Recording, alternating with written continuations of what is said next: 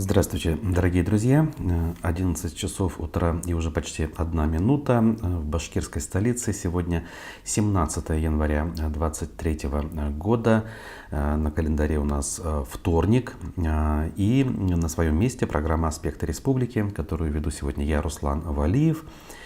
И я надеюсь, на месте также и наши зрители, которые сейчас будут к нам присоединяться. То есть вы, те самые, ради которых мы работаем, от которых мы ждем активного участия в нашем разговоре с помощью чата в YouTube-трансляции, где можно писать вопросы, реплики, комментарии, где можно ставить лайки, и нужно это делать, если, например, написать нечего.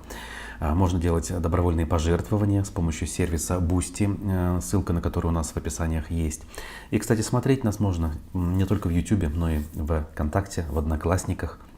И даже с помощью сервиса для игровых стримов Twitch. Я вижу, что там зрителей прибавилось.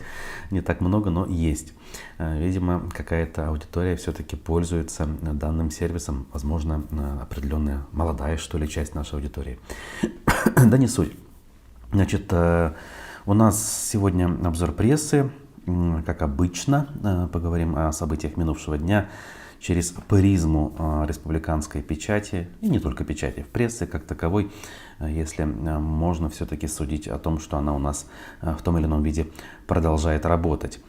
Добрый день, пишет наш первый зритель Напараево, постоянный зритель. Помню ваши вопросы, которые мы иногда задавали гостям, в частности, в программе «Аспекты городской среды», если я не ошибаюсь. Вот такая у нас картина. Если проверить у нас ВКонтакте, то тоже все на месте имеется. Я, наверное, пожалуй, успею перед тем, как мы перейдем к разговору, поделиться публикацией для того, чтобы больше зрителей к нам присоединялось в том же самом ВКонтакте. Как бы мы ни относились к данной социальной сети из-за ее сотрудничества с определенными структурами. Но это уже совсем другая история, поэтому давайте начинать. Так, вот таким образом. Итак, у нас сегодня есть итоги, во-первых, оперативки, которая вчера состоялась в правительстве республики, и другие новости. С оперативки начнем, пожалуй. Аспектымедиа.ру – это наш сайт, на котором нужно читать новости и можно находить текущие записи эфиров. Ради Хабиров попросил мэра Уфы представить предложение по установке памятника Муртазе Рахимову. Он сообщил, что уже провел переговоры со скульптором Салаватом Щербаковым, автором памятника Минигали Шаймуратову. Он предложил нам видение, каким должен быть памятник Муртазе Губайдуловичу, сказал Хабиров на оперативке. В течение 1-3 недель должны быть представлены соответствующие предложения, отметили на оперативке. Тем временем сам Щербаков, автор памятника Шаймуратову, рассказал агентству Башинформ, каким он видит памятник Муртазе Рахимову. Цитата из его слов по агентству. Памятник будет очень портретный, теплый, душевный. Должно быть сходство его характера и внешности. Он должен быть не фальшиво-пафосным, а деловым и достойным, респектабельным. Это будет классический архитектурно-грамотный подход, что свойственно Уфе, и в то же время с башкирскими декоративными сюжетами. Башкирский характер должен быть, сказал Салават Александрович, пишет Башинформ.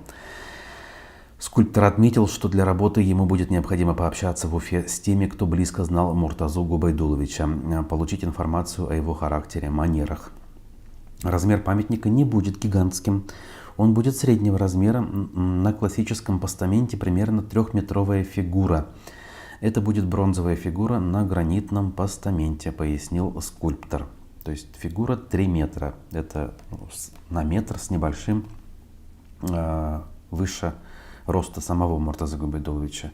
Ну, то есть памятник относительно небольшой.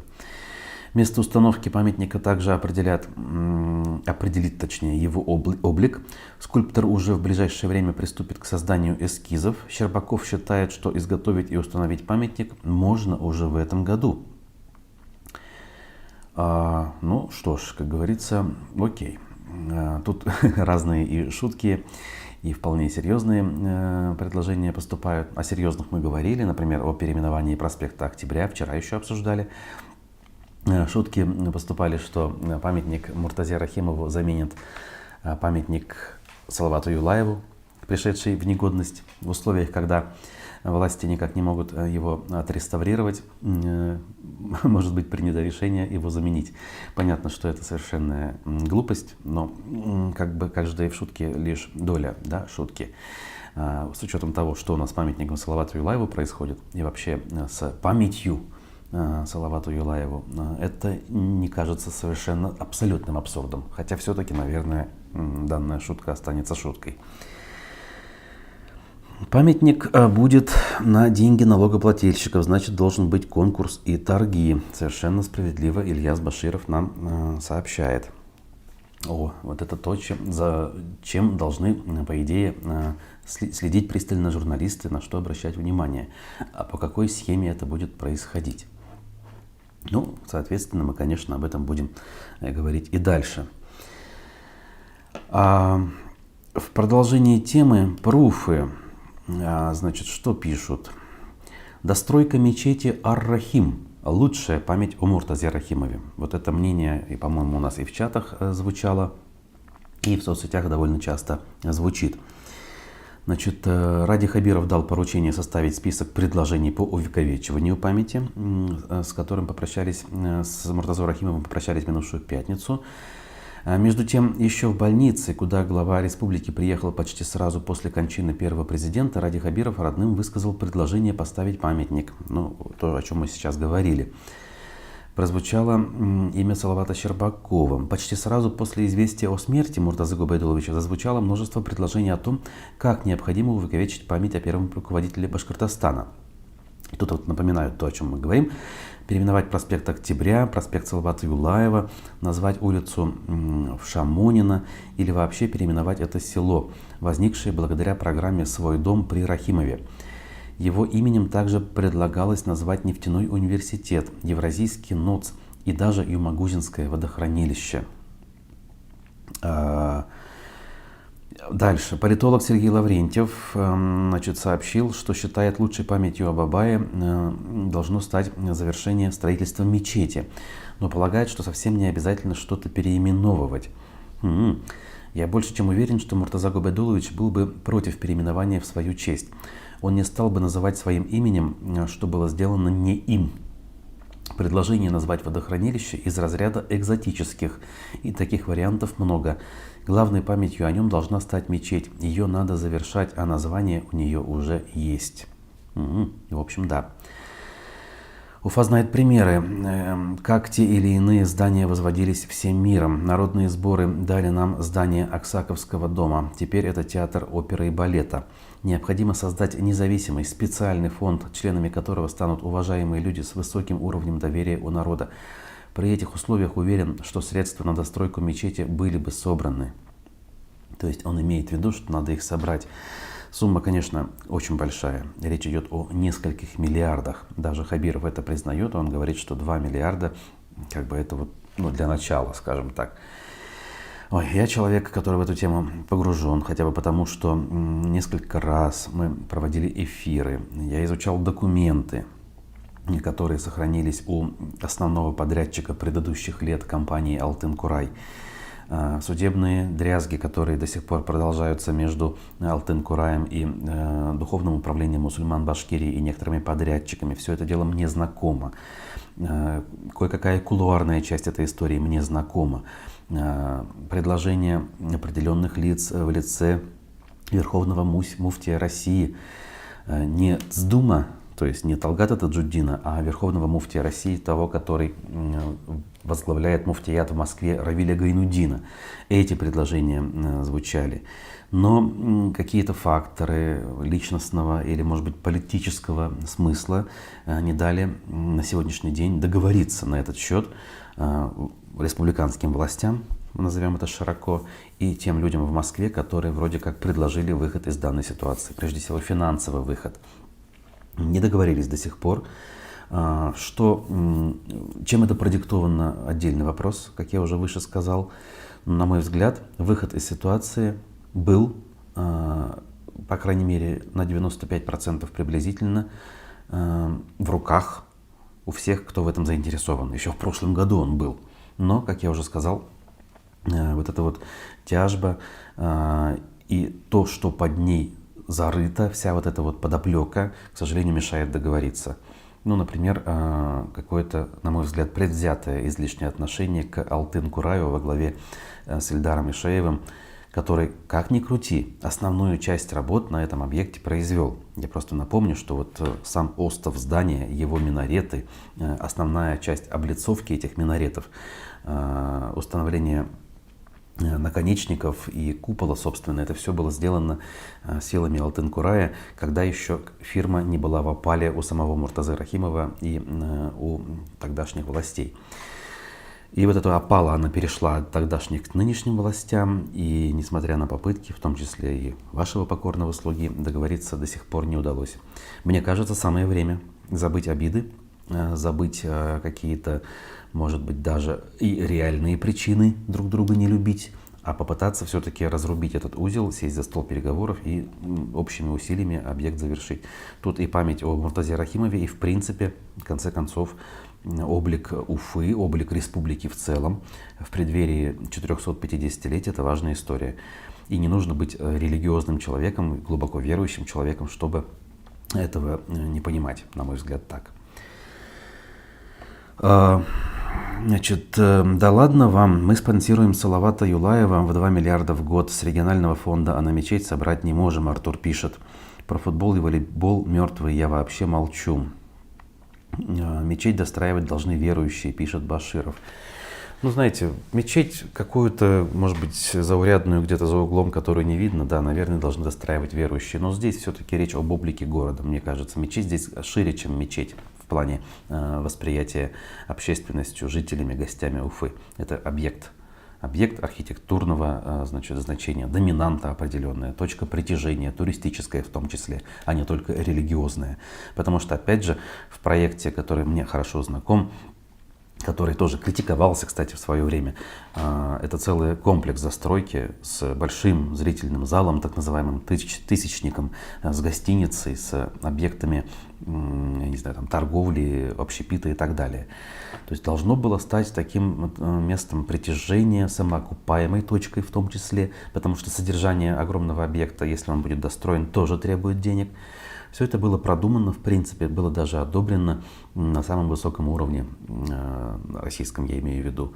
Но опять-таки вот мы что наблюдаем? На этом фоне Казань, где в принципе была уже большая соборная мечеть, именно туристическая, кстати говоря, если говорить про Кул-Шариф, запускает проект следующей мечети, еще более большой. Вот такая вот история. Значит, ну вот в пруфах этот материал можете прочитать. Довольно-таки интересная публикация с точки зрения того, что люди говорят. А мы с вами будем дальше двигаться по материалам. Возвращаясь к оперативке и переходя к военной теме. Ради Хабиров поручил Азату Бадранову курировать мобилизованных из Башкирии. Каким же образом? Публикация аспектов. Значит, ему нужно будет координировать, оказывается, распределение гуманитарной помощи среди военнослужащих из Башкирии. Мы уже договорились, что 20-21 января конвой доставит часть того, что мы обещали. Я прошу каждого, если Азат Шамилевич обращается, неукоснительно выполнять все, что он просит. Все мои советники, которые там находятся, наши священнослужители, вводятся под его подчинение, сказал Хабиров на оперативном совещании. Любопытно. То есть были проблемы какие-то с коммуникациями, с взаимопониманием, получается. Это во-первых. Во-вторых, ну, как бы учитывая, что Азат Шамилевич человек без военного опыта там оказался, довольно быстро получил офицерское звание и вот уже начальствующую должность. Ну, может быть, конечно, организационные навыки и опыт там нужны и востребованы в этом смысле. Конечно, сейчас я все это говорю, если вынести за скобки в принципе бессмысленность и абсурдность происходящего и совершенную ненужность, как минимум, да. Вот. Но если представить себе, что кто-то считает это нужным и важным, то в любом случае и следующие вопросы имеют право на жизнь. Денис нам пишет. Вопрос к обзору СМИ. Какие-то СМИ осветили видеообращение наших мобилизованных с просьбой пересмотра боевых задач. Не обязаны ли журналисты такие вопросы освещать, чтобы помочь своим ребятам? Мы вчера об этом, кстати, говорили очень подробно. И, соответственно, тут вопросов лично к нам нет. Ну, помочь ребятам, я считаю, единственный способ, и правильный, и самый абсолютно, как говорится, ключевой, это вернуть всех домой. Все остальные способы помочь, они являются такими, знаете, полумерами, которые не решают главную проблему, о которой я выше сказал. Главная проблема — это сама эта война. Вот. А в остальном помогать, конечно, и в том числе каждый сам себе должен. Вчера история распространилась. Правозащитный проект «ГУЛАГу нет» распространил видео и информацию о неком Андрее Медведеве, уроженце Томска, который с июля по ноябрь приблизительно служил наемником в ЧВК Вагнера, был командиром отделения, и под его началом служили, или, как сказать, воевали мобилизованные из мест не столь отдаленных, заключенные.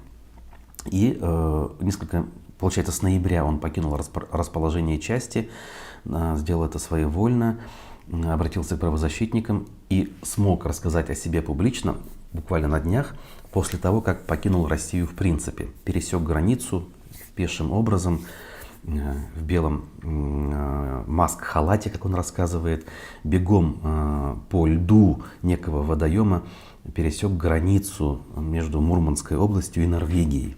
А за ним гнались пограничники с собаками и даже стреляли в него. Это так, детали к портрету. И вот он рассказывает, что творилось в его части, чем они занимались. Многочисленные публичные казни, 13 из которых он лично наблюдал. Казни происходили, правда, не среди обычных гражданских мобилизованных, а среди бывших заключенных, которых завербовали в эту самую частную военную компанию, к слову сказать, которая сама по себе работает незаконно. До сих пор закон о запрете наемничества у нас не отменен, кстати говоря. Вот эти вот товарищ, которого публично казнили кувалдой, и видео было распространено, как раз был в подчинении этого молодого человека. Помимо вот этих вот зверств и беззаконных действий, он рассказывает о том, какая обстановка в принципе творится в частях, о том, какие тупые, как он выражается, приказы отдает командование совершенно бесполезно, о том, сколько человек в день личного состава они теряют, о том, как этот личный состав хоронится на месте, без указания документов, без указания фамилий, имен, для того, чтобы не выплачивать страховку и так далее, и так далее. Понятно, я тут должен оговориться, что данные показания взяты лишь со слов отдельно взятого человека и со ссылкой на отдельно взятое издание, даже не журналистское, а правозащитное, но что-то мне подсказывает, что это неполная неправда, так сказать. Просто лицемерие, добавляет Денис. Со всех утюгов рассказывают, как мы своих не бросаем, а о просьбе ребят, которые как раз-таки наши основные СМИ умалчивают. Ну, господи, а кто-то верит, что ли, в эти лозунги «своих не бросаем»? Кто-кто, а мы как раз-таки именно те, я в широком смысле говорю, которые очень быстро и успешно бросают своих, в отличие от всех остальных. Вот это так. И так было всегда, к сожалению, и так и осталось, и в лучшую сторону ничего не изменилось. Так, значит, далее про Бадранова сказали. Ну и, в общем, в ту же степь, значит, Минтруд по Башкирии сообщает, что доходы семей мобилизованных не будут учитываться для назначения единого пособия. Значит, Семьям мобилизованным единое пособие будет назначаться без учета доходов. Речь идет о выплате, в которой объединены все 5 мер господдержки. Соответствующее постановление опубликовано правительством России даже, а не Башкирии. Поэтому, если кому важно, интересно, вот публикация канала ЮТВ городского об этом повествует. Значит, к другим темам все-таки хочется поговорить, где-то даже улыбнуться. На контрасте, наверное, да, потому что иногда кажется, что эти вещи, вот, которые обсуждаются на полном серьезе, на той же оперативке, они кажутся настолько неважными, с учетом того, что грозит нам полный крах, условно говоря, во всех смыслах этого слова, говорить о таких мелочах иногда кажется, как-то несерьезно, что ли. Минсельхоз России присвоил Межрегиональному центру по защите и продвижению продукции пчеловодства Башкортостана «Алтын-Сулук» статус лаборатории, в которой будут проводить молекулярно-генетическую экспертизу медоносных пчел и медовой продукции. Значит, ни в одном другом регионе прежде таких исследований не делали, анализировали только по внешним признакам, поделился мыслями Ради Хабиров в телеграм-канале. Ранее в 2022 году центр «Алтын-Сулук» уже получил статус племенного репродуктора по разведению медоносных пчел среднерусской породы. Благодаря двум этим событиям мы станем первыми в стране в селекции и племенном воспроизводстве пчел на основе генетики. Вот так вот. По словам главы региона, в лаборатории уже собрали самый большой банк ДНК медоносной пчелы на территории России. Дай бог, скажу я вам. Хотя это выглядит, опять же, подчеркну, довольно смешно и наивно. Как вы думаете, для чего, продолжает Денис, задам вопрос и отвечу, насколько это возможно. Как вы думаете, для чего Путин речь задвинул о том, как в 812 году всех башкир от 15 лет посадили на коня? Готовят к чему-то похожему? Ой, уже, в общем-то, что-то похожее происходит. Готовят к тому и, скажем так, формируют общественное мнение таким образом, чтобы ни у кого не возникало и мысли о том, что это совершенно, как говорится, не наша война. Она, в принципе, не нужная никому, вредная, совершенно глупая, абсурдная и так далее. Я уже это много раз повторял. Но в данном случае, если говорить про народы, формирующие национальные республики на территории России, так они вообще к этой истории отношения никакого не имеют и иметь не должны. Вот чтобы эти мысли никаким образом не могли как-то распространяться, каким-то образом формироваться даже в головах, вот такие вот речевые нарративы и звучат из уст, в том числе и президента. Так, трагическая практически ситуация происходит не только на войне, но и даже в мирной жизни. Значит, в Башкирии собака растерзала лицо 10-летней девочки. Об этом многие СМИ написали. Очередное разбирательство на этот счет происходит. Случилось это в селе Тавтиманово Иглинского района. Значит, глава сельсовета Фанис Имамуддинов сообщил корреспонденту, что знает о ситуации, но не готов давать комментарии. Выглядит все это, конечно, очень печально и ужасно. Вопрос о работе с безнадзорными животными остается открытым, чтобы там не придумывали, какие новые законы не принимали. В конце концов, толком ничего не работает до тех пор, пока люди, граждане, не проявят свою ответственность и не перестанут плодить безнадзорных животных. Самая главная проблема, мне кажется, все-таки именно в этом. После критики от Путина в Башкирии сообщили о модернизации скорой. Вы знаете, жили себе спокойно, хвалились даже о том, что периодически у нас скорые помощи закупаются.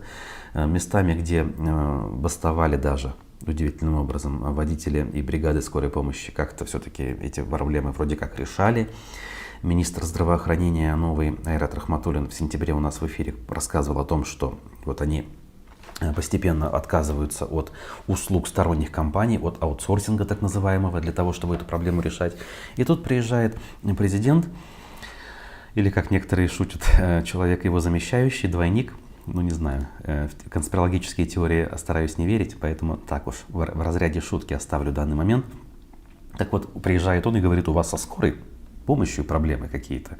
И, конечно же, спорить с ним никто не стал. И начали эту проблему, по крайней мере, визуально и, как говорится, артикулировать, прежде всего, озвучивать, соответственно, на уровне разговоров. Особо президент просил обратить внимание на работу скорой помощи. Мы наши болячки знаем, но если президент нам об этом сказал, я жду от вас предложений, обратился Ради Хабиров к министру здравоохранения. Такое ощущение, вот оно не только у меня возникло, судя по всему, но и у Хабирова. Что-то у Путина на столе, какая-то дополнительная информация, той, которой у нас тут в Уфе не было. А теперь как бы хочется выяснить все-таки для того, чтобы в грязь лицом не ударить. Вот это ощущение, опять-таки, я не говорю, что так оно и есть на самом деле. Так. Значит, эксперты усмотрели нарушения. Давайте посмотрим, о чем речь. Опять же, делом, как говорится, заняться нормальным делом нет, видимо, желания и каких-то других ресурсов, поэтому занимаются ерундой, на мой взгляд. Так вот, нарушение в надписи на рекламном щите в Уфе обнаружено. Что за рекламный щит? Реклама, значит, жилого комплекса Веденеевский. И, значит, фотография живописного двора с деревьями, с детьми, с зеленой травкой и надпись «Ах, у ели во дворе, безопасно детворе». Значит, экспертная комиссия в итоге решила, что здесь идет нарушение закона о рекламе. Значит, баннер по информации антимонопольной службы находится на участке трассы Уфа-Аэропорт. Члены экспертного совета проанализировали содержание рекламы, доводы заявителей, заявители даже были какие-то, и пояснения ответчиков. Большинство отметило, что реклама нарушает закон. Значит, «Ах, у ели во дворе, безопасно детворе», я уже сказал. Значит, строится данный комплекс у нас на части территории бывшего завода «Узы-МИГ». И теперь, видимо, данная реклама будет снята. Но цель, мне кажется, достигнута. Об этом стали говорить, об этом стали писать СМИ. Сюда обратили внимание определенные структуры. Доброе утро, пишет нам Искандер.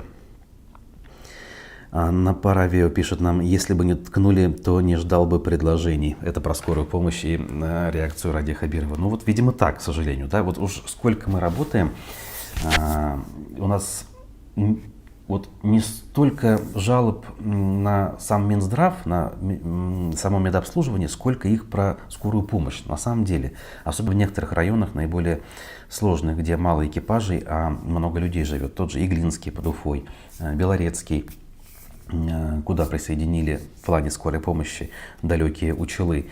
То есть и жители к нам обращались еще во времена радиостанции, приходили в эфиры, на этот счет мы обсуждали все это дело местами. Даже Минздрав реагировал еще, когда Максим Забелин был министром. Но видите, в корне данная проблема, она не исчезла, она все еще остается в том или ином виде. Так. И еще у нас тут что любопытного. В Башкортостане депутатов обязали вести социальные сети. Вот те новость. Казалось бы, это давным-давно было сделано. Значит, на своих страницах в соцсетях парламентарии Башкортостана должны будут информировать избирателей о своей работе. Об этом сообщает пресс-служба Госсобрания. Речь идет о депутатах Курултая. Оказывается, до сих пор тут на этот вопрос там внимания не обратили. Тренд продиктован временем. Сегодня многие люди даже новости узнают из социальных сетей.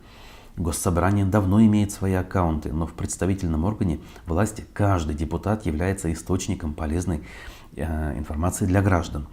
В связи с этим мы законодательно закрепили обязанность депутатов вести страницы в социальных сетях, пояснил спикер Константин Толкачев. Под занавес работы данного созыва, который был избран в 2018 году, а в 2023, в текущем, он должен быть переизбран, вспомнили про социальные сети. Ну что ж, поздравляем. И еще одна новость из разряда того, что это выглядит какой-то совершенно ненужной машинной возней на фоне того, что на самом деле происходит.